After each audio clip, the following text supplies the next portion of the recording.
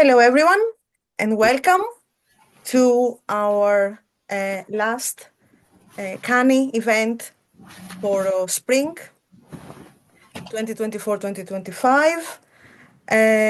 We're very happy to see so many people and many familiar faces as well joining us today. And we are extremely delighted to welcome Angelos Papadopoulos, whom we wish he was here in person, but unfortunately could not make it. So he's going to give his talk from sunny Athens. Angelos is an archaeologist and a faculty member at College Year in Athens, where he teaches archaeology, art, and ancient technologies. He received his PhD from the University of Liverpool, where he studied the iconography of warfare in the Bronze Age Aegean.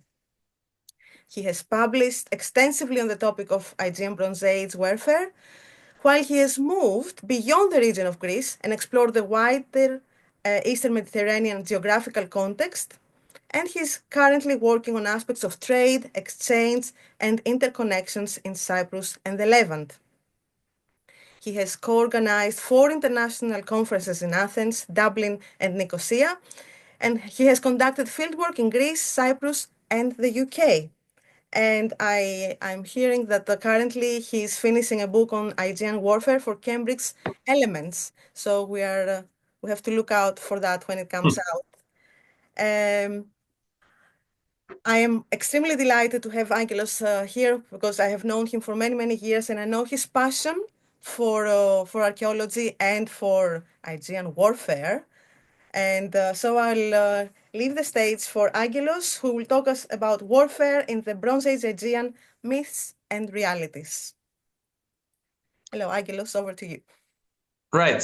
Thank you so much, Katerina. That's very polite. Indeed, we know each other for many, many years. It's a pleasure to meet everybody online. And basically, although I'd like to be in Belfast, my obligations keep me here in Athens, Greece. It's not so sunny. It's like 9 o'clock GR time, but I'm very happy to be there even virtually. Now, the only problem is because my laptop really sucks these days, I'm using my tablet, which means I am not able to use my PowerPoint. So Katerina will be uploading the same file that we are sharing. So I'm going to share your screen, Katerina, and I'm afraid I'm going to have to ask you every few minutes to go to the next slide. So I hope you're bearing with me while doing that. I will oblige. Yeah. Perfect. Okay. All right. So okay. Shall I start sharing then? Yes, please. Yeah. Start sharing full screen when you're ready. Yeah. Can you all see? Yeah, I think it's fine. Okay, let's stay here for a minute. So basically, hello everybody once again officially. This is going to be a talk that we discussed a bit with Katerina about the audience, the topic, the content, the approach. And I think it would be sexier to actually discuss Aegean Bronze Age warfare in prehistoric Greece, and basically focus, as I said, on the second millennium BCE, although we need to start somehow earlier. We need to start from the Neolithic times, from the Stone Age, about 5th and 4th millennium BCE. And the aim of this talk today is to basically give you an introduction to what's happening before the classical era, before the archaic era. I'm a big fan of especially the archaic period. I think that politics, economics, and warfare are combined. But literally, the aim of this topic today is to go back to the origins of warfare, when in prehistoric Greece, people began to have organized violence, where we see warfare, how we see it. And it's going to be a pretty much methodological approach towards problems, towards modern day perspectives, misinterpretations. And at the same time, hopefully I'll give you some food for thought. Hopefully you're going to have more questions than answers at the end of this meeting. And again, the idea is to show you the period before the historical periods. I know you are mostly focusing at CANI, and it's going to be mostly from 2nd millennium BCE all the way to roughly 1100.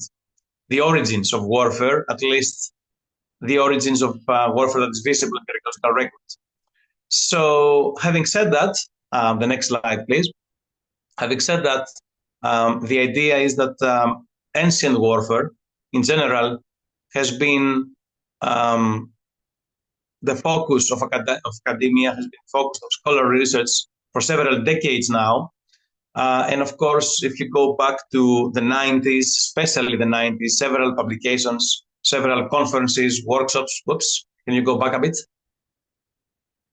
So thank you. So one slide behind. Maybe you have pressed the play automatically. That's why I don't know if it is the case. I think this is fine. Yes. So the study of ancient warfare in Europe, sometimes in Mesoamerica as well, has been receiving much attention lately, but it's especially from 1990 onwards that we have really a wave towards studying ancient warfare. It's not simply studying weapons, it's not simply studying the art, but also going through anthropological approaches, human remains, trauma, and the approach that things are not straightforward. Next slide, please. Especially for the Aegean, and if you'll allow me to use the term Aegean, referring to prehistoric Greece, because this is the Aegean Bronze Age. Technically, it's the same thing as in Archaic and Classical periods.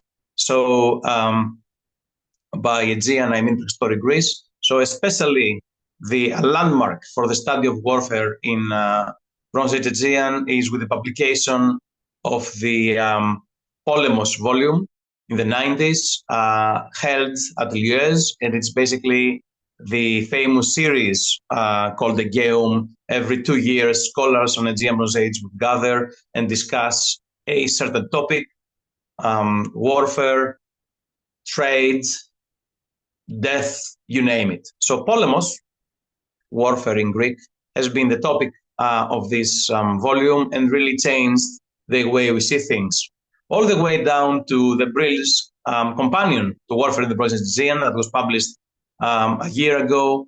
And it is basically the latest up-to-date, if you like, approach towards different key elements on warfare, technology of weapons, and so on and so on.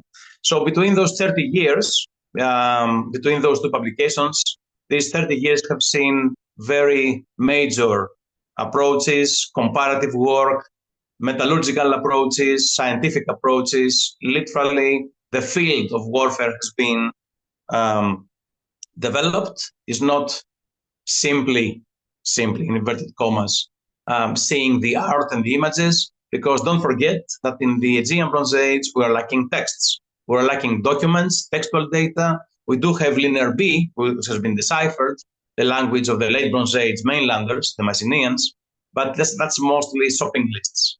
No names, no events, no dates, no wars, no nothing. So today, and in the next 40 minutes or so, I really want to go through the evolution of warfare over the prehistoric period. And I'm going to stop with some case studies and discussing exactly the problems, myths and realities, if you want, that we face. Of course, at the end, feel free to challenge everything I say. Feel free to have different opinions. Feel free to bring new data that I may miss. So you'll allow me to start. If you go to the next slide, please. Thank you. By giving you an appetizer by saying that the major 5 data sets in order to study prehistoric warfare are these 5 ones. Of course, nowadays we have new approaches regarding technology of constructing weapons. We consider, of course, trade. You need bronze to make weapons. We are before the Iron Age, meaning everything is made of bronze. For bronze, you need 9 parts copper, 1 part tin. Tin can come from Iberia or most likely from Afghanistan in the Bronze Age. This means you need trade networks. So economic approaches apply. Labor time applies. New ideas, new technologies, new perceptions of how to study warfare appear again and again and again. The economic aspect, for example, Professor Anne Brisbane discussed a lot in the Argolid what it means for the communities to raise these huge walls at Tiryns, at Mycenae, elsewhere. You need something like at Mycenae, for example, there is a circumference of 900 meters of fortifications, up to 5 meters in thickness, up to 10 meters in height.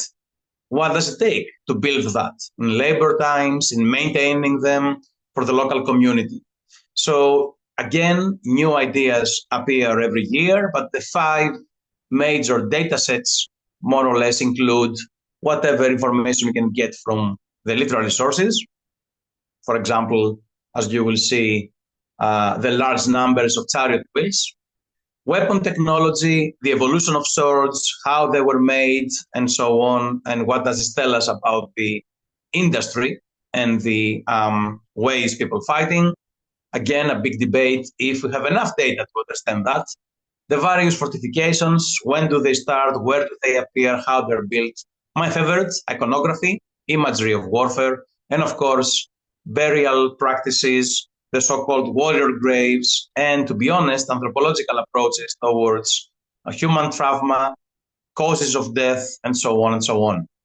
Next slide, please. This is not without problems.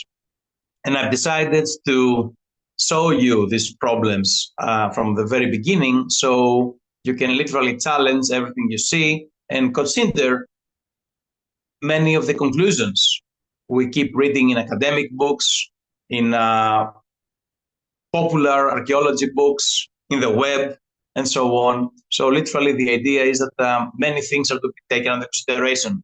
This takes away the fun because you realize almost nothing is certain, but exactly some things can be studied in a way that by considering these methodological limitations, we can conclude at least some solid points. But again, we always have to be very careful about how we use the data. And this meeting today hopefully will show you some of these considerations. So for example, sometimes people are not using direct data. Sometimes distance is a problem. So unless you come to museums in Greece and study the actual data, you are relying on publications. Many publications are notoriously wrong, not only because basically drawings of objects is what we see through the eyes of the artist or the draftsperson who made them, and that this can be quite biased. Sometimes there are even worse mistakes. My favorite, I couldn't find a slide right now, I'm afraid, so take my word for it. For example, in this lovely image of a warrior you see to the left, to the right of the slide, there is the person holding the back of a spear. The spear goes all the way up. Fine, no worries. You'll see the drawing a bit later, by the way. And under the spear, you can see a scabbard with some leather straps hanging. Fine, because this person carries a sword. But there has been publications showing these leather bands or whatever linen cloth bands hanging from the spear, which is horribly wrong if you study this. So unless you really know your material, mistakes are expected. Wall paintings, frescoes, notoriously broken, fragmented, badly preserved, which means you have to be very careful how to restore them or what to use. And at the same time, saying what to use, it's exactly that problem. Many publications, scholarly, academic publications, focus on what we need to show, not a more holistic approach discussing what is available. All these limitations will be hopefully discussed in some detail in the next few minutes, which means, again, we need to have a general overview of the material.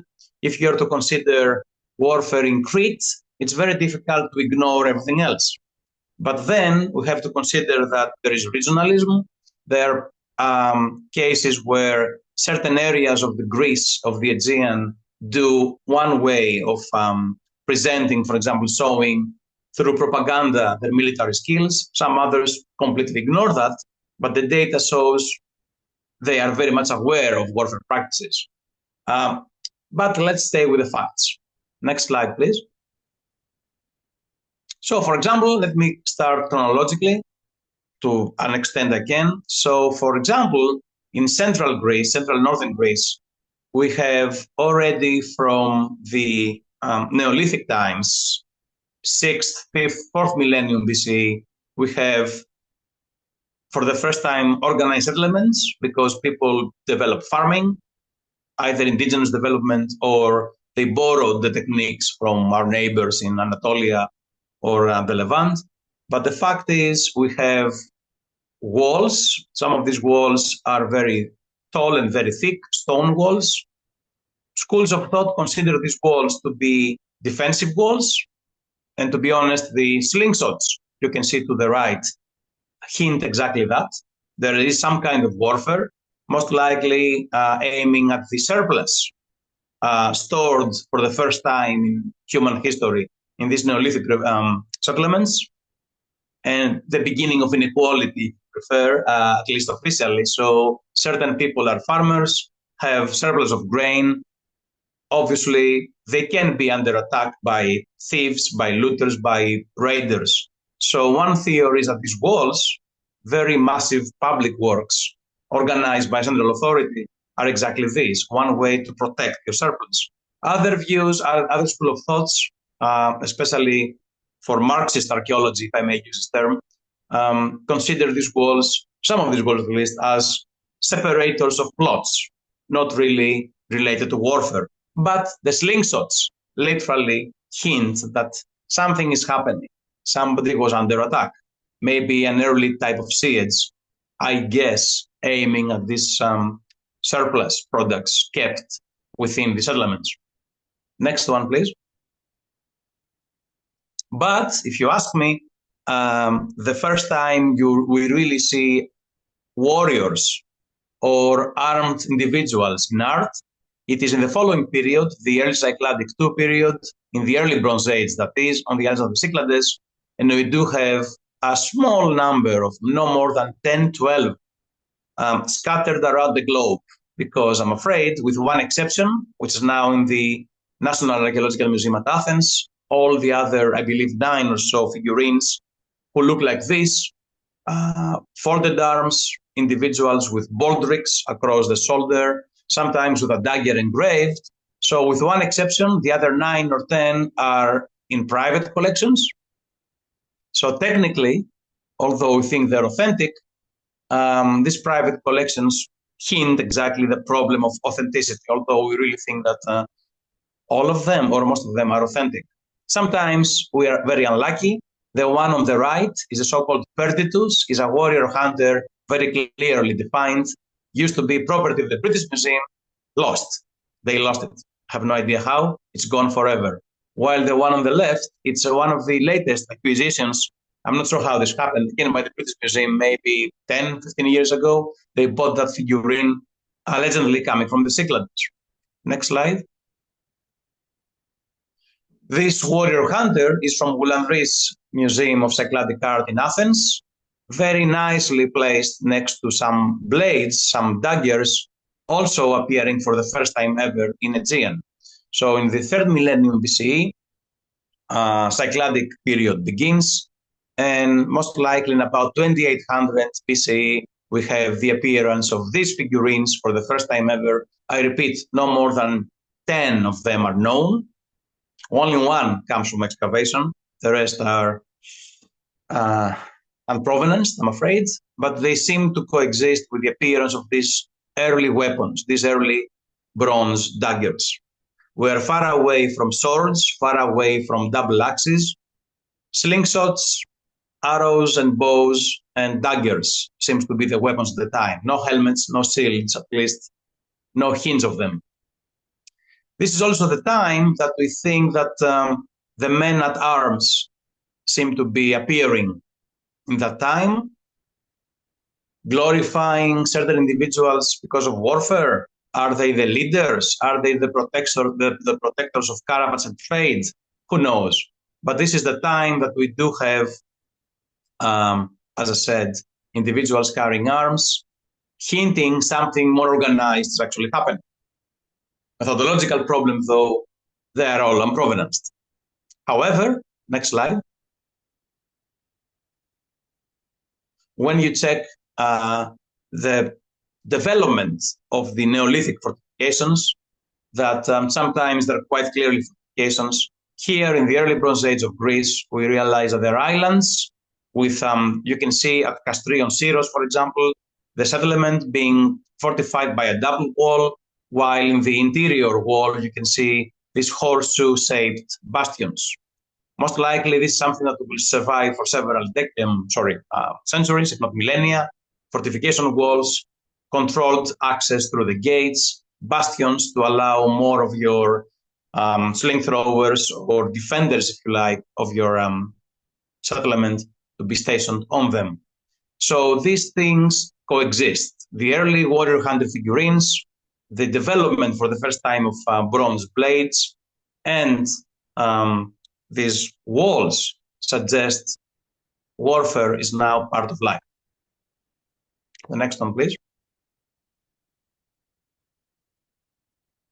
In the Middle Bronze Age, I'm going quickly because obviously we can talk for ages for that, but I really want to move on. The site of Colonna on the island of Aegina. You can see from the top exactly the site, several fortification walls over the centuries. You can see top left and bottom, actually on the top and the bottom of the settlement, you can see the two harbors. And next slide, please. It is basically the area, it's very close to Athens, very close to Attica, and the various cities, because it's a sequence of cities being built, they have pictorial evidence of most likely individuals with spears on boats. By the way, the sail will be invented, will be arriving in the Aegean in about 2000 BC. But this is slowly the time when maritime travel becomes more intensified. And if you ask me, although the bottom right character, like dancing or wearing a helmet or a weird hairstyle, who knows, the ones on the top, they seem to be accepted to be individuals, humans with spears. If you place them on board the boats, you may think of skirmishes, you may think of pirates, you may think of defenders moving around, armed individuals in boats. From the same town, next slide please, from the same, settlements, we do have probably the earliest of what we may call warrior grave. Apologies for the human remains, I've got to warn you, there are going to be some slides with bones with human remains. So there you are. Sorry for that. I forgot to mention it. Anyway, what we have is the skeleton, the human remains of one male individual buried with weapons, the ones you see on the right, longsword, Cretan sword, by the way, daggers, arrowheads. You can see what's left of the arrows, the arrowhead itself. And we're going to focus on what is right, these curvy little white pieces on the right. This is something very, very intriguing, very specific, very Aegean, that we'll dedicate some minutes discussing that in a few minutes. So this individual is the first of a long sequence of burials with individuals accompanied by with weapons.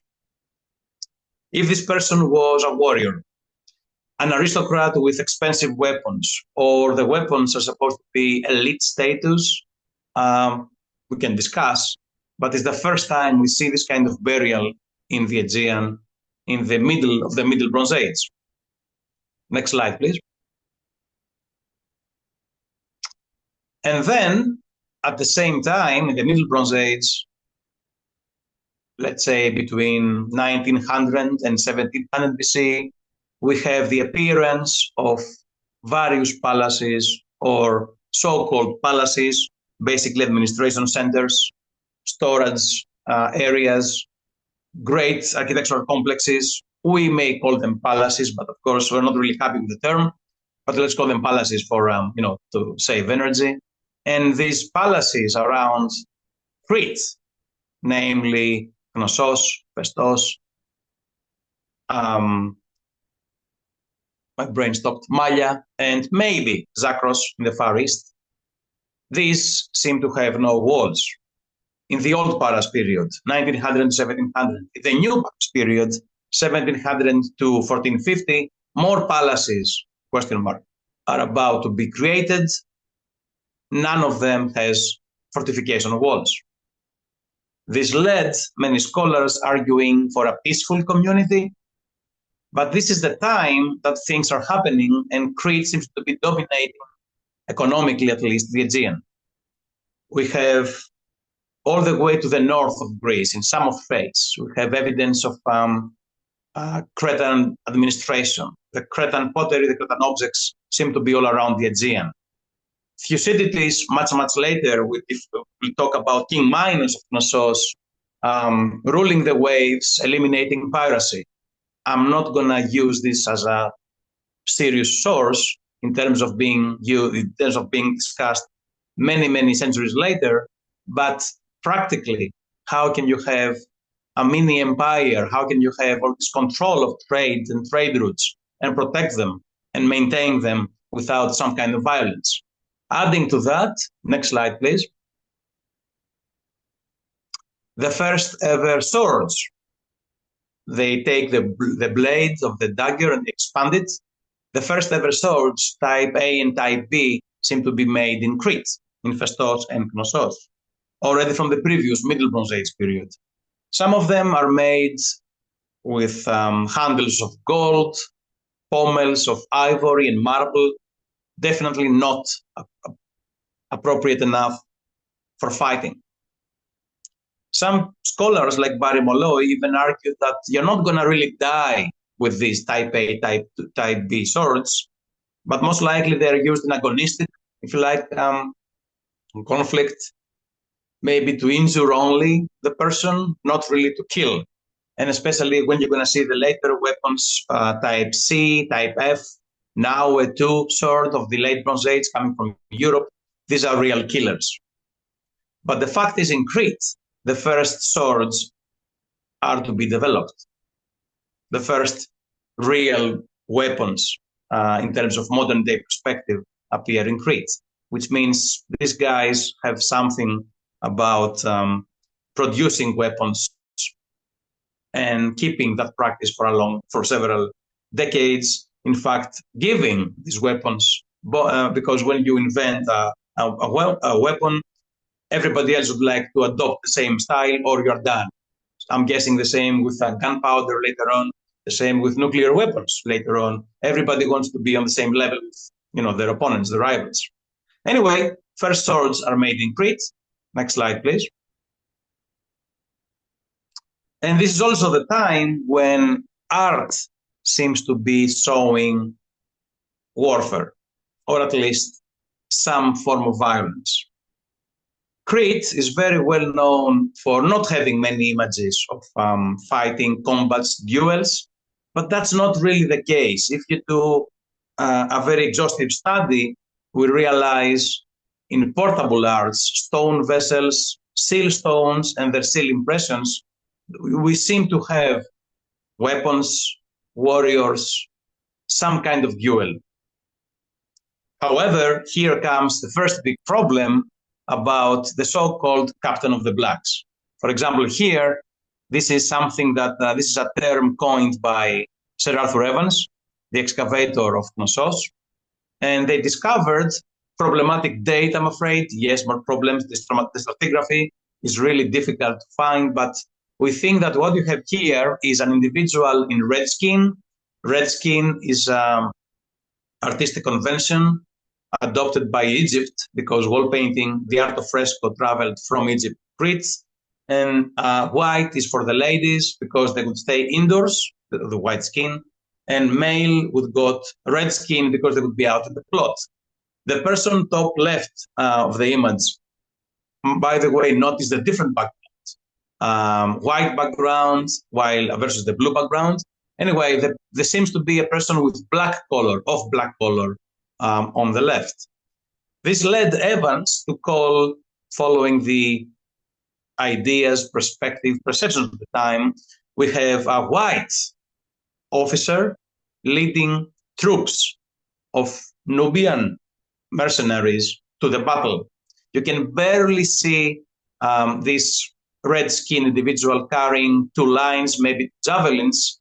But the point is, this idea of the Captain of the Blacks, in inverted commas, is still published, still visible in the museums, it's still around today. Next slide, please. This quote comes from a PhD in 1990 talking about a clear leader, followed by a row of identically clad and armed men. Clear leader. If you go back a slide, please, Katerina, you see this fragment lacking the front, the back, the top, the bottom. We have a floating fragment.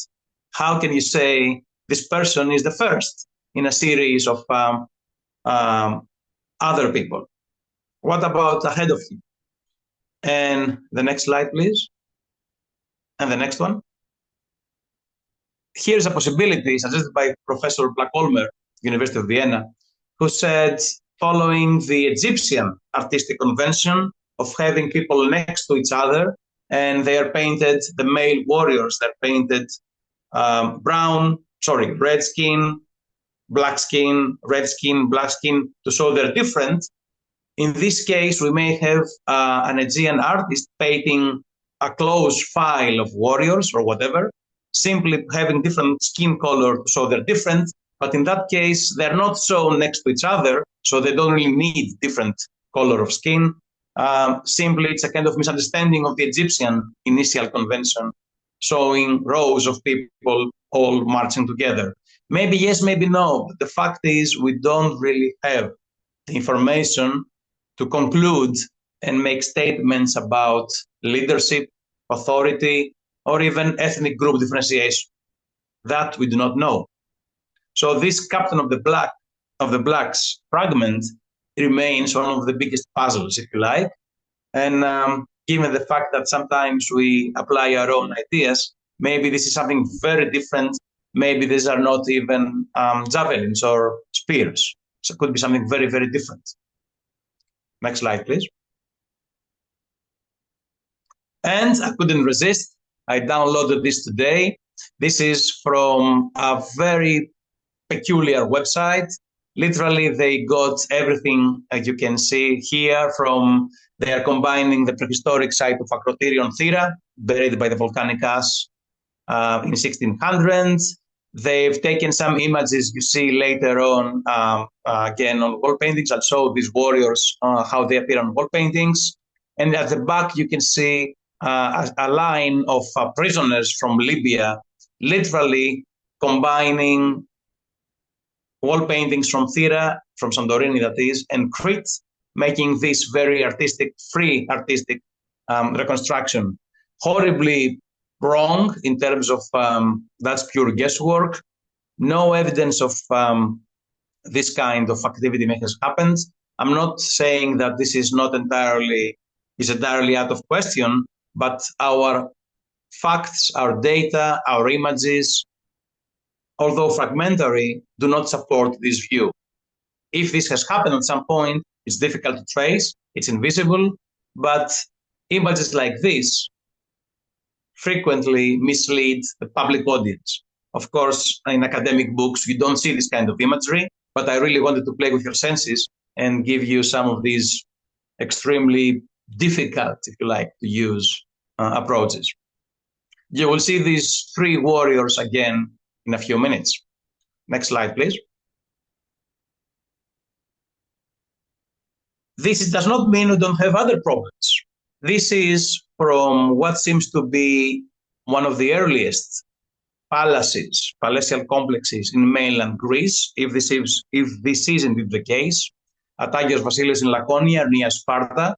We've been looking for a palace like Mycenae-like Tyrrhens for ages. In Laconia, we found nothing. And by luck, they found what seems to be a palace, currently excavated, and we know soon what's the case. So in this 13th, I believe, or 14th, I think it's 13th. Anyway, so this late Bronze Age complex, they found a horde of early late Bronze Age type A swords packed together. Is this a deposition? Is this like the room where they keep the weapons? But these are already old weapons. By the time you have this palace, weapons have been developed to a great extent. So what are they doing there? Is it like a place for the ancestors? Are they to be recycled? We don't know. but it's one of the questions when you have all the weapons in much later contexts. Next slide, please.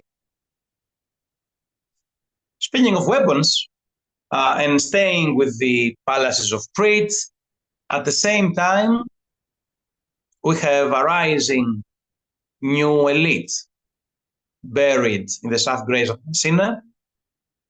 Big methodological problem. If you remove these tombs found at Mycenae, there is nothing like it in the rest of the Aegean. It's very peculiar, very original. In this grave circle, A and B, B is older than A, but it has been found later. That's why they call it B. These two grave circles contain graves, and especially from grave circle A that Schliemann famously discovered in 1876 within the citadel of Mycenae, they found several individuals buried with several weapons. Type A swords, long blades, thin, some of them decorated with gold and ivory and marble, but also some real killer weapons like the ones that you see against the wall, the ones with the ring, the round detail. At the bottom, most likely to be hung from a belt or a leather something. So real weapons and fancy weapons coexist over there. The fact is, though, that you have so many individuals, men, women, children, buried with weapons. People really discuss were they all private property during life? Probably not. We have babies buried with swords, and to my knowledge, and we think this is really not the case. They are status symbols more than anything else. But they coexist with other objects, other items. Next slide, please. Within the tombs of these individuals from the South Graves of Mycenae, and this is a bit of my own personal work, we took, with a colleague of mine, Nikos Epitzoglou, endless photographs of one of the most famous objects coming from these graves, a silver conical-shaped riton. We literally deconstructed it digitally, could not break down the whole thing. And next slide, please. We rearranged a bit the iconography, and this does not really change much of the original idea. I'm just trying to show you the very last, the latest of these construction drawings. Again, we contributed with some minor changes, but the whole idea is the same. You have a fortified city. You can see the image on the biggest fragment of the top right part. So there's a fortified city with walls, closed gates, and what seems to be defenders facing left. And from left, you can see individuals facing right, most likely the attackers. At the bottom, this motif is definitely, if you go at the Mediterranean, if you go at sea, at a calm sea in the evening when the sun goes down and the rays are almost horizontal, you will see this like triangular pattern appearing on the water. That's something that Marinatos observed many years ago. And most likely these are swimmers or people who are drowned or doing whatever, but you have a coastal town under attack. Siege, maybe not. Raid, possibly. At the same time, this is around 1600 to 1550 BCE. At the same time, next slide, please. We have this contemporary, we think, because now there are new studies on the volcanic eruption of Thera in about 1600. So from the island of Thera, this could be either the same time or maybe a few decades earlier. You can see exactly marching warriors, floating bodies at the coastal area. You can see a very rocky landscape on the bottom. Some boats, one of them, the lower one with broken antenna. People, they're not fishing or dancing. They're most likely dead bodies after a battle.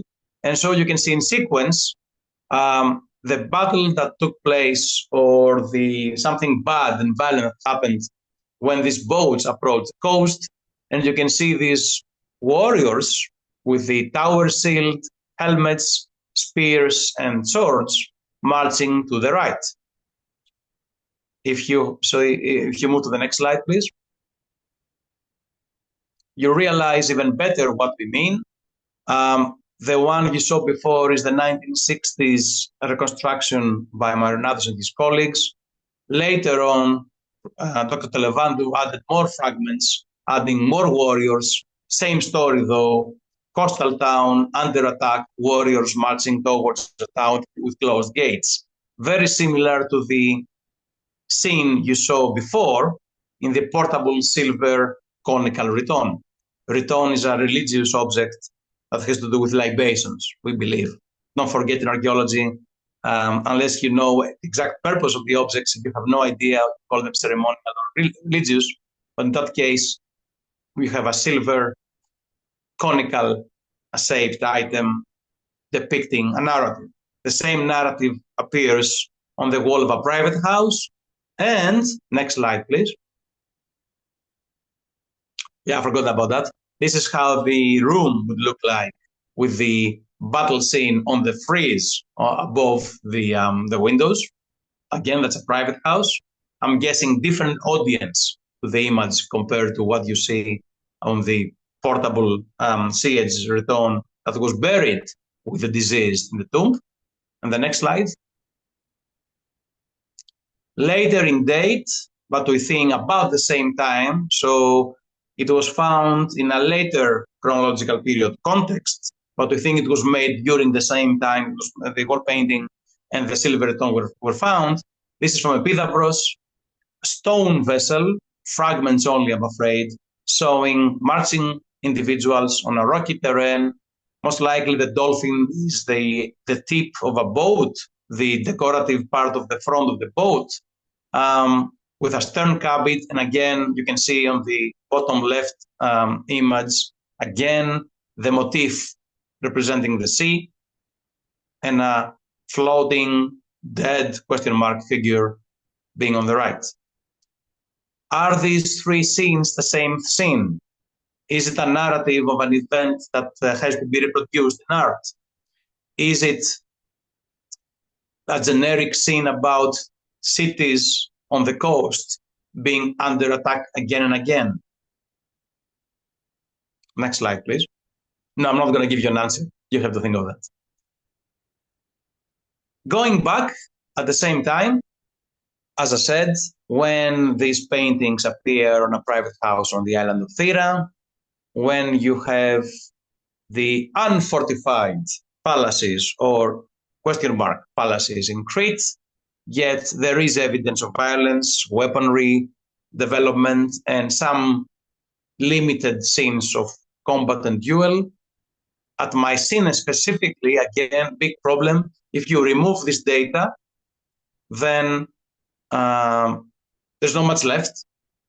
But in the early late Bronze Age, in about 16 to 1500 BC, at the South Grace of Mycenae, the amount of art depicting violent scenes, chariots for the first time ever in the Aegean, lions, people killing each other, people killing animals, it's so abundant, makes you wonder why.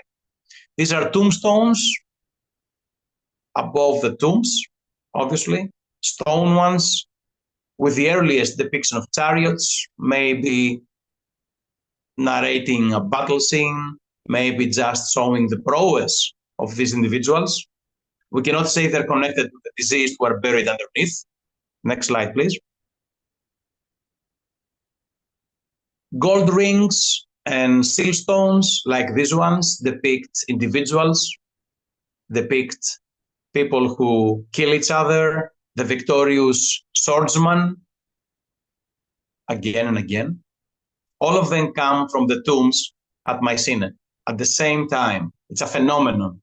It's a unique case. So many images after a very much aniconic, imageless Middle Bronze Age. In the mainland, there is this huge amount, comparatively speaking, of images depicting violent scenes. Next slide, please. Sometimes they seem to be exaggerating. Should we really take them as real images of actual fighting? People have tried to reconstruct techniques through this imagery, but what is the likeness? What's the possibility that you have a person dressed with a kilt, a zoma, as we say, naked, with a dagger attacking a lion? How real is this scene? How heroic is this scene? How individualistic is this scene? Next slide, please. And of course, among the problems is that we have the one and only scene of hunting from a chariot on the go. Unlike Egypt, unlike Syria, unlike the Hittites, in Greece, chariot warfare does not seem to be the case because of the rocky terrain. And literally, this is the one and only image ever in the Bronze Age depicting an archer and the charioteer most likely attacking a deer. That's not very likely to have happened, yet it produced a very nice ring. Next slide, please. A century after the shaft graves, most likely the most impressive find in the recent 50 years of Greek archaeology. In 2016, the University of Cincinnati found the so-called Griffin warrior tomb at Pylos in Messenia. A single individual was found, and the most amazing work of art in recent decades was discovered. Next slide, please. The so-called combat agate, 3.5, I believe, centimeters in length. Amazing detail, endless discussions if you need magnifying glass to make this. How on earth are you making this? By the way, they didn't really have chisels. This was made with a bow drill. So the vision of the art is something superb. But next slide, please. The scene is exactly what you see in the previous century of the shaft graves of Mycenae. So this is in Messenia, a few hours drive from the Argolid, where the shaft graves would be. Same kind of art, very Cretan, if you ask certain individuals, certain scholars. The amount of the technique, the detail, the skill most likely comes from Crete or from mainland artists who were taught, educated, learned the skill in Crete, maybe yes, maybe no. But even that has very frequently been used or misused as a way to direct, how can I say this, as a way to show ethnic identities and social group differences. People have argued sometimes, mostly orally. I don't recall a paper, but I've been in discussions. This is a Cretan character because he looks very much like Cretan, the art, slaying two mainlanders, so a Minoan killing two Mycenaeans. That's not very clear. Sometimes even the helmets of those two victims are used erroneously as indicators of identity. Next slide, please. For example, these board tusks from Aegean. Next slide, please. This is one guess of how this would be attached on a leather cap. So this boar tusk helmet, you need about 36 wild boars to make a helmet, showing exactly how difficult it is to kill an animal. Even nowadays, even with a rifle, it's damn difficult to kill a wild boar. Imagine having a helmet made of 36 or so wild boars. They take the tusks, they slice them, and they make this. But the problem is, if you're using this helmet to call somebody a mainlander, a Mycenaean, then you're ignoring basic information. Next slide, please. Because this helmet also appears on the island of Thera, appears in Crete, appears in mainland, all at the same time. It's more of an Aegean, a very Greek like characteristic than Cretan, mainland, or Icelandic, if you like. Icelandic. Does this word exist? Island. So next slide, please. Later on, slightly, let me take a jump ahead, a leap ahead in time. We have these individuals made of ivory, hippopotamus and elephant ivory. These are the fine spots that I'm mentioning. So these are little ivory heads wearing the Bostas helmets. Next slide, please. They appear at the same time in mainland Greece and Crete. One find in Sardinia, one find in Cyprus, most likely, what used to be a stool or a box decorated with these heads, who knows? But the fact is, these are very, very much Aegean items. And to take it to another level, next slide. It has been considered as an indicator of people being from the Aegean in arts from outside the Aegean, in Hittite Anatolia, top, and Egypt, bottom. Scholarly research has problems identifying those individuals wearing these helmets depicted on these items as of Aegean origin, to the extent, if you look below it, if you move to the next slide, please. For example, it has been discussed if this individual wearing one of these helmets, if this is a helmet, see the red arrows, two of them, are in fact Mycenaean mercenaries fighting in Egypt. So you can see how easy it is to take elements, isolate them, and then talk about, I'm not saying they're wrong, I'm saying these are problems, but however, this has been used as ethnic indicators about the origin of these individuals to go in more historical accounts, for example, talk about Mycenaean mercenaries fighting alongside pharaohs. You can see a very different historical account of the archaeological data. Next slide, please. Of course, rare objects like this famous bronze corselet, this kiras from Dendra, miraculously missed by the looters of the tomb because this tomb was looted, but they missed the whole kiras. Mind you, you can still see the tusks of the wild boar on a modern leather cup, led people thinking that this is a standard way for the mainlanders to carry in battle. Most likely that's not the case. Next slide, please. In order to find a popular answer to how on earth you move around with this huge weight, people have thought of, okay, these are for the elites being on chariots. So again, chariot warfare appears, but how logic is that? Where do you have these terrains allowing people to fight like this? Who would be able to wear these kiras and actually move? I was literally at the National Museum at Athens 2 days ago, and a tour guide said, well, they would move very slowly. Problems. Only a handful of people have actually wore these kiras. I am not one of them. But ideas about prestige and so on, and status more than real combat are coming to mind. Problem is we cannot really use what we call use-where analysis, where we cannot really see if this kiras has been used in real combat because of oxidization, and it's a big problem to see if there are any cut marks of, let's say, swords or arrows. Next slide, please. By 13th century BC, those buried at Mycenae seem to be doing quite well. Palaces are now officially introduced. We can call them palaces safely because the deciphered Linear B documents now talk about the wanax, the king. Palaces seem to be control production, seem to be control the import of bronze, the giving of the bronze to bronzesmiths through a system called tarasiya. So they were giving them amounts of metal, expecting products like swords, like fasgana.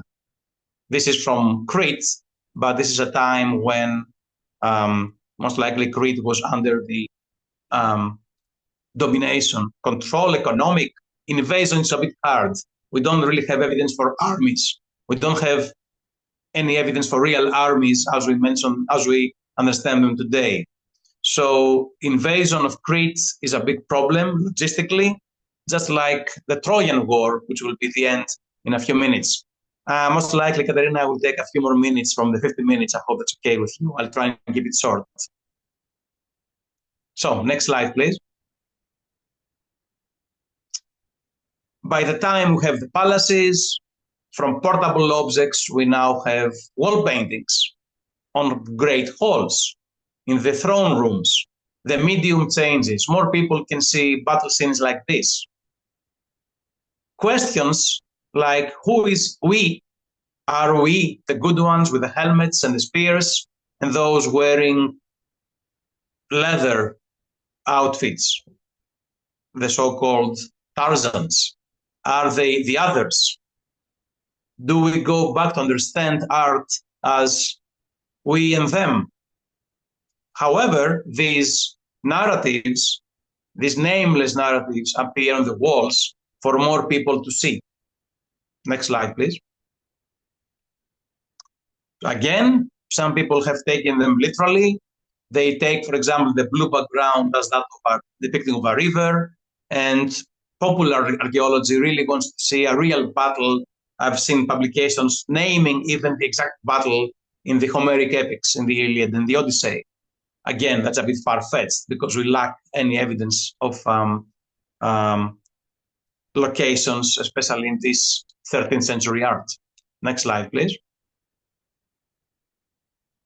Walls, fortification walls continue to exist.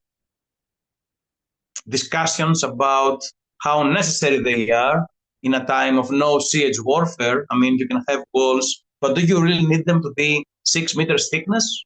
But then economic approaches, propaganda purposes, to make a stone monument equivalent to the pyramids, I'm just saying, or Stonehenge. These are statements of the power of the community come to mind. These ideas come to mind. So warfare, yes, but also showing off at the same time. Next slide, please. Mycenae on the top slide, on the top image. Tyrrhens, the evolution of these, so that certain places is not the rule. Not all palatial centers are fortified. Sometimes you have the area of Argolid with most likely 4 centers being fortified with these huge walls. Sometimes you have palaces like in Pylos in Messenia or Iolkos in central Greece with no walls. So what's the pattern? However, studying fortification walls makes us think that, again, they play other roles, other significant roles in the whole propaganda, in the whole showing of the power of the community. If you consider that they need years to be built and maintained, go to the quarry, remove these huge blocks, drag them all the way to the site. No weird technology, scaffolding, trains, animals, you name it, just a lot of time and a lot of effort. But what about managing all the labor? Who is the leader who's so strong to control these huge public works? So warfare has to be seen through an economic lens as well. Next slide, please. At some point, the palatial system will collapse in about 1200 BCE.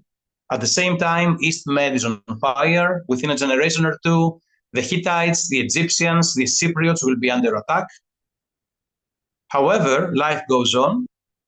And although without palaces, elites seem to be present in prehistoric Greece from about 1200 to roughly 1050. Now, art is mostly on pottery, no ivory, no gold, no linear B, no wall paintings because of palaces, a decline in the arts. But pottery seems to be the new dominant art, the new surface to depict battles, even ships like this. The one on the top comes from Turkey, but it's an Aegean most likely product. The one on the bottom comes from Kinos at Livanates, showing for the first time warriors on board 2 ships. Early warfare, maybe yes, maybe no. Early sea warfare, sorry, maybe yes, maybe no, but most likely using these decks to exchange missiles rather than ramming each other as they would do in the Aegean classical times. Next slide, please. Of course, big problems. If you have only fragments of the pottery, you can see individuals with what we call spiky hair or hedgehog helmets. So if you isolate those figures, you may think they're both warriors. But next slide, please.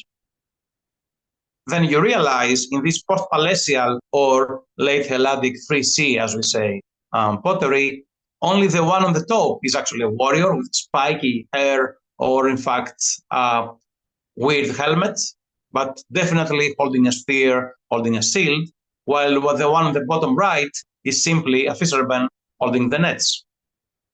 So in many cases, we need to be extra careful about what we see or what we want to see. We don't always have the entire vase painting. I wish you could. Next slide, please.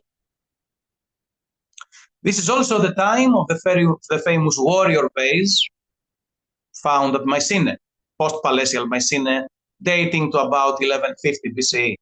This vase, the image on the left, is the one side of the vase, identically cladded warriors, round shields, small shields, portable shields, versus the image on the back, which is the top right image. You see the back of the vase, the same individuals, the same attire, just different helmets, moving in a formation that people consider as early phalanx, raising the shield and raising the spear. So what you see below is from the Chigi vase, now in Italy. You can see the hoplites. That's a very archaic, if you like, innovation, forming the phalanx, fighting against each other. You can see two phalanges fighting against each other on the right part of the lower phrase, if you like, of the lower scene. Some people really want to see this technique, this common uniform versus the previous heroic individual, if you like, character of the warriors, appearing in the very last phase of the Bronze Age. Maybe yes, maybe no, but the fact is this is the only phase we have with this kind of formation. So challenging to talk about an early phalanx, but in reality, very limited data, yet it cannot be ignored. Next slide, please. We don't have in the Aegean the mighty ruler. Unlike Egyptian art, which has definitely affected the Aegean art, prehistoric Greek art, we don't have the almighty pharaoh. We don't have the ruler. We don't have the one-axe. We don't have the mighty hunter. They are all the same size. If size does matter in art, it does not apply in prehistoric Greece. So nothing like that in Greece so far. Next slide, please. Equally, we don't have bloody scenes. We don't have what we may call the archaeology of humiliation of the opponent in the battlefield. Unlike Egypt, which was, they had a nice way, inverted commas nice, to count the dead in a battle, you don't have people counting chopped hands. We don't even have the defeated enemy. Even in the available frescoes from the previous period, we don't have clearly a winner. Maybe it's a matter of preservation. We're lacking the wall paintings with a victorious winner, but nothing so far. And you expect to find something with all the data, but nothing so far. Maybe, next slide, please. This ring is in fact depicting a person dragging from the neck two individuals, hostages, sacrificial victims to be, we don't know. But we don't have these very disturbing scenes in Aegean art. Next slide, please. Even blood, which we know they knew how to paint, is lacking. Acroterion Thera has 3 of only 4 cases of actual blood to be seen in religious scenes. Top right, an altar with blood dripping from the horns. Left scene, a lady has stepped on a thorn and her toe is bleeding. And from Crete, from Aegean Triada, a bull misses his blood as his throat is cut. All religious actions. But no blood in battle. No massacres. Even in the archaic painting, vase painting, you will see blood coming out of the body of heroes. not in Aegean prehistory. No need to depict a dehumanizing scene with a warrior being destroyed, chopped, and so on. Next slide, please. Slowly coming to an end. The iconography of the smiting god or the menacing god, very, very, very prominent in the Near Eastern arts, does not exist in the Aegean. Even the art is very specific. They don't really want to follow, although they adopted the same style, the same techniques, the same themes sometimes. The chariot was introduced from the East, most likely, but they don't depict war in the same way like everybody else. We're even having problems, although there are a few candidates, to identify a divinity related to warfare.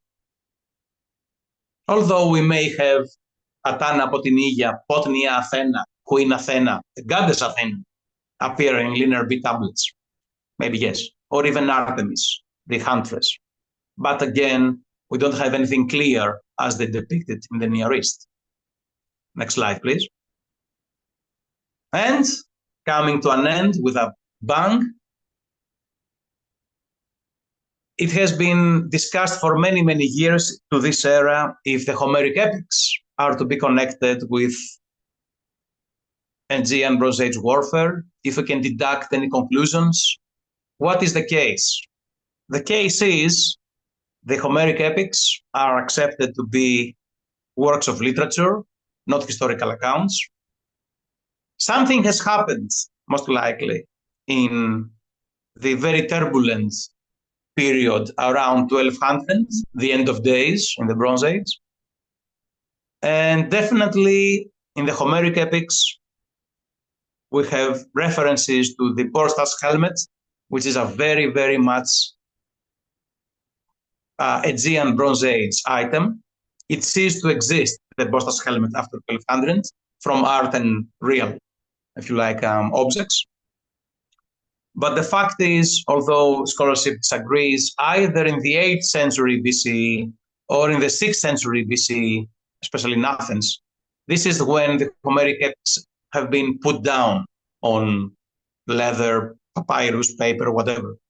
So a very long-standing oral tradition, I'm guessing with many versions, will only be recorded centuries after the possibility of a Trojan War. Next slide, please.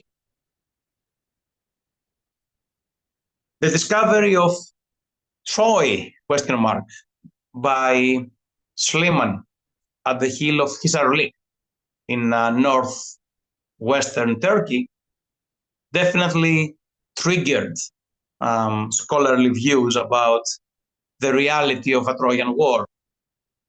The Trojan War is being loved by Iron Age Greeks, archaic and classical Greeks, Romans. To this day remains a very great story. So when Troy was found, or what we think it's Troy was found, next slide, please. And Troy 7 must have been the Bronze Age Troy during the Mycenaeans. Maybe there was a case that the origin of the myth happens, the origin of the story, of the tradition happens. Maybe a battle resulting to the destruction of this town, multiple towns, about 11 towns, one on top of the other, exist. Most likely Troy 7 is the one we really care about. Highly unlikely to have a 10-year-long siege. The logistics are immense. Those who would go from Greece, from the various places of Greece, would have to abandon their plots, their fields, their works, and go to war for 10 years. In reality, that's very, very difficult to have happened. Next slide, please. Of course, there is the famous catalogue of ships discussing which state, which polity from Bronze Age Greece sent triremes and warriors to fight against the Trojans. These do not seem to coexist with real place names, with real polities, and most likely whatever was perhaps a real battle, a real siege, a real event, was over the years exaggerated and enriched with local traditions, local elements. It's not accidental that in Archaic classical Greece, very many city-states had their own heroes attending, this war. But in reality, if this ever happened, it was around 1200 BC, but not without problems. Logistics are again very problematic. Next slide, please. Art will be depicting the famous Trojan horse in the following centuries. Next slide, please.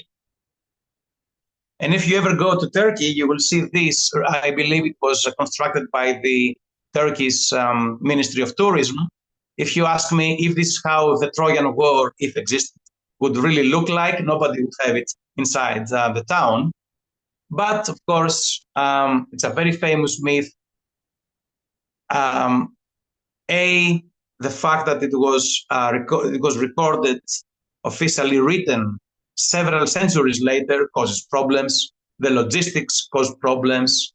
The lack of evidence of Bronze Age, Mycenaean, if you like, city-states abandoning their towns to go anywhere in Turkey is a problem. Yes, we do have fighting between the Hittites and the Aegeans, the Aegeans, if they are Aegeans, Mycenaeans, yes, they're mentioned, but it's small scale.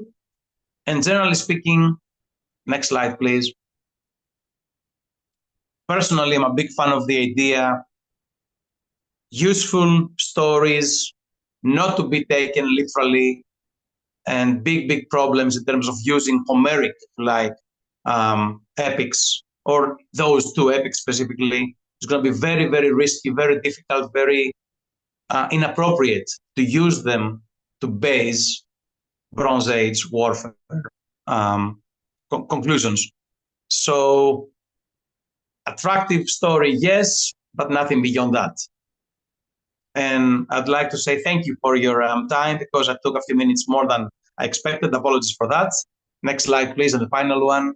I really want to thank you for your time and attention. It's getting late in Ireland as well. I hope you enjoyed it.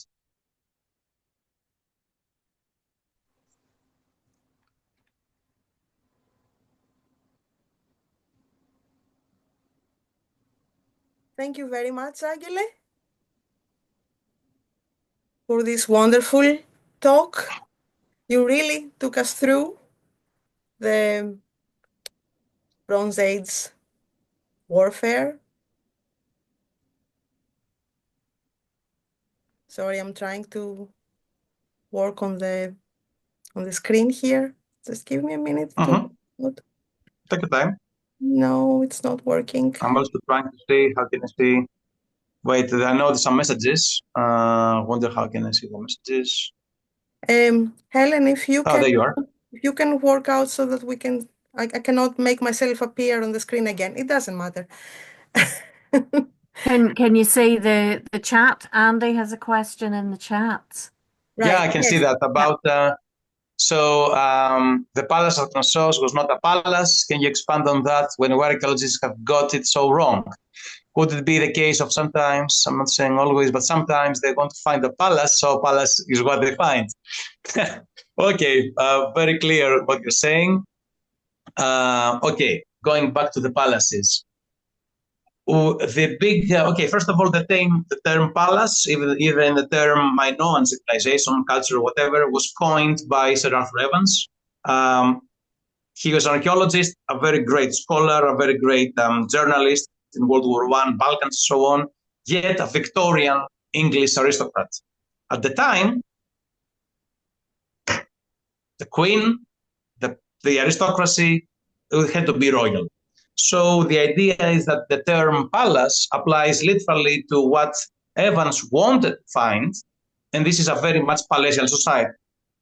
Now, the fact we have so great architectural complexes, Knossos, for example, which, by the way, the name Knossos, Konosso, goes to linear B times, it's the ancient name, had 1,200, 1,300 rooms, by the way, maybe triggering the idea of the labyrinth. So it's not archaeologists actually having it wrong, is that when you have huge amounts, I'm talking about 300 thousand liters capacity of grain and olive oil stored in these complexes. When you have the most likely later throne from the so-called throne room, it seems that you need a ruler. So you have everything that can be considered as a palace, but a sign saying this is a palace. We now think these are administration centers, economic centers, centers to maintain the products, the surplus, centers where the elite would reside, maybe, maybe not, but definitely we cannot be sure about the term palace. That's why the inverted commas. However, the mainlanders seem to adopt the same system, but there we call them palaces because of the one-ax word in the linear B.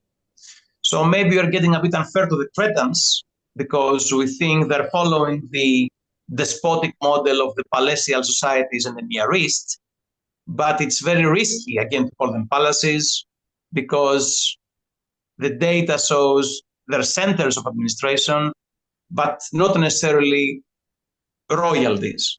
Because when you use the term palace, you imply king, queen, aristocracy, very specific political system. So when you have so many palaces next to each other, which one is the real palace? So we're trying to be neutral, we're trying to be objective and call them administration centers more than anything else. Now, if there would be any armies to be controlled by those palaces, it's even harder to say. I hope this answered the question about the palace. Thank you very much. Any other questions? Anybody else has a question?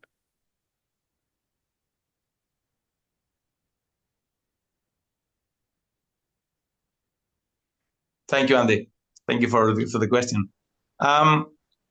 Just one thing, since we have no more questions, in the early Bronze Age, to make things even more complicated, we even have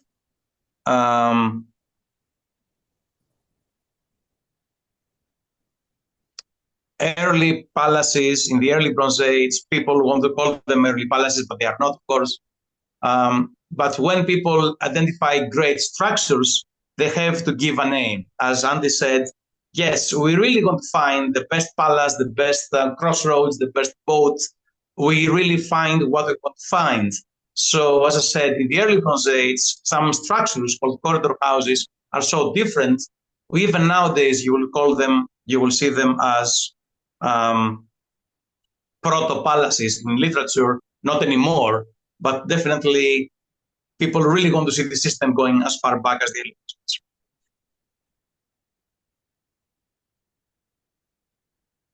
Right. That's really fascinating. What books do you recommend for warfare? I can send them to Katerina and she can follow them, but I'm not sure books on what. I'm not sure what you mean. Oh, there's a long bibliography.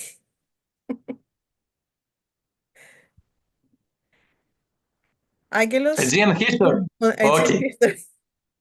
I will send to Katerina the two latest textbooks on Aegean Bronze Age. Yes, and we will send the message to our members about them so that they'll be informed. Uh, I am intrigued. Can I ask a question? Unless Please. somebody else has one, I cannot see another one.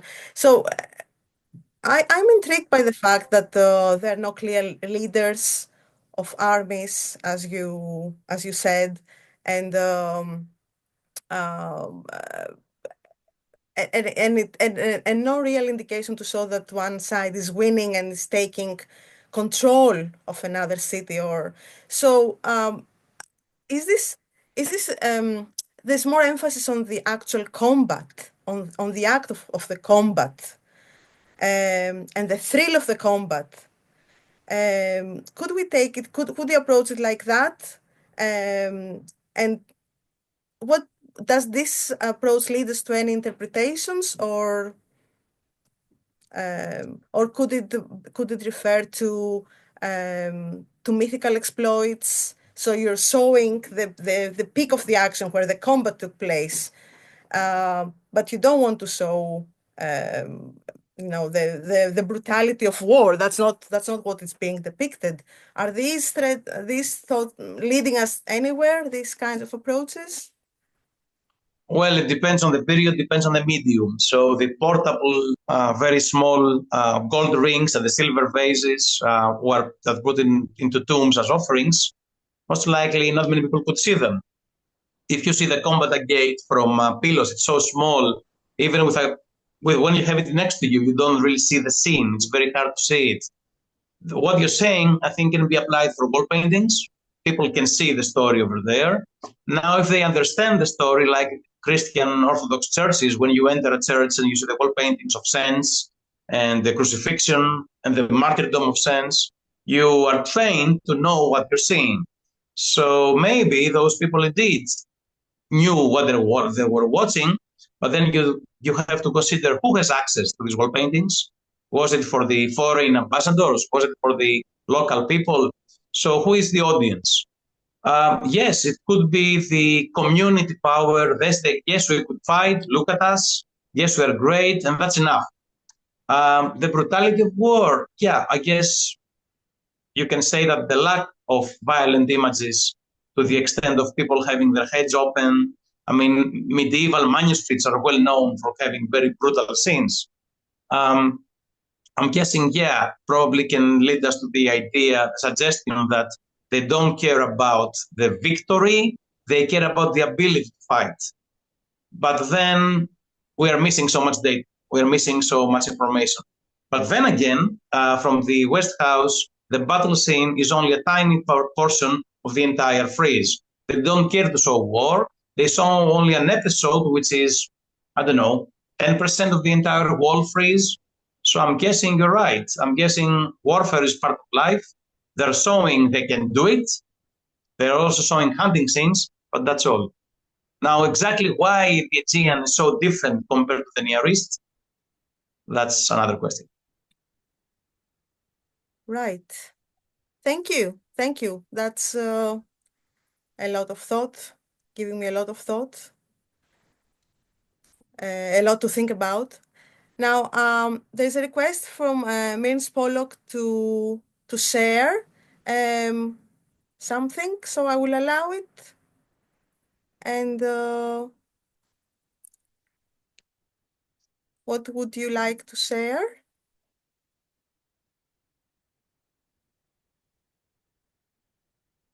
Unless that was a mistake. It can also happen. Yes. The question I'd like to ask is, the lecturer said that there was no blood on the Greek actors, whereas there was blood depicted in other cultures.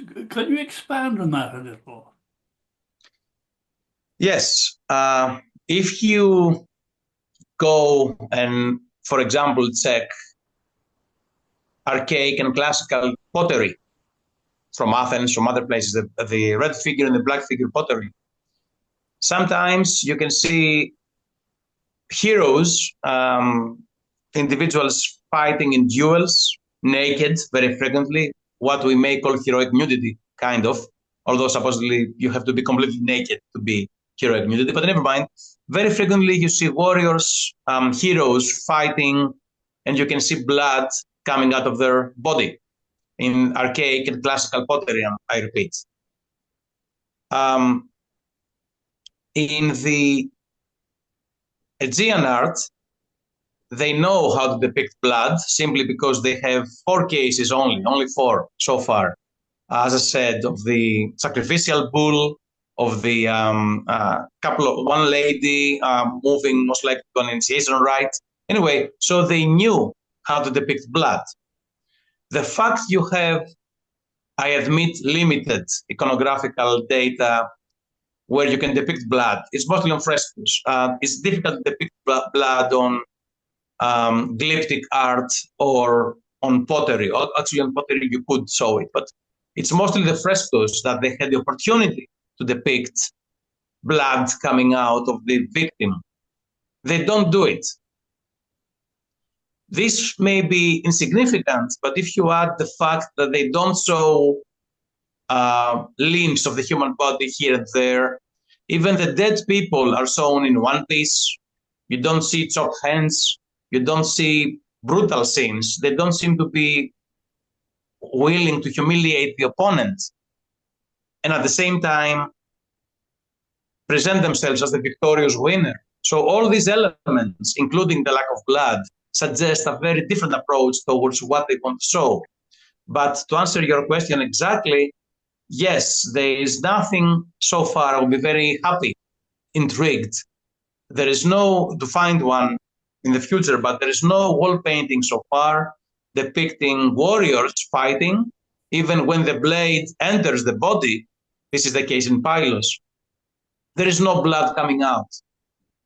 Again, maybe this is a tiny detail, but if you add the lack of other elements, suggests that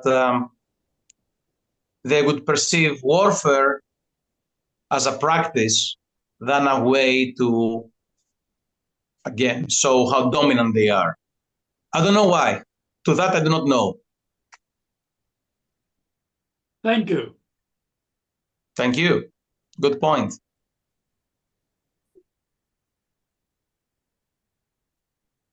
So, well, any more questions?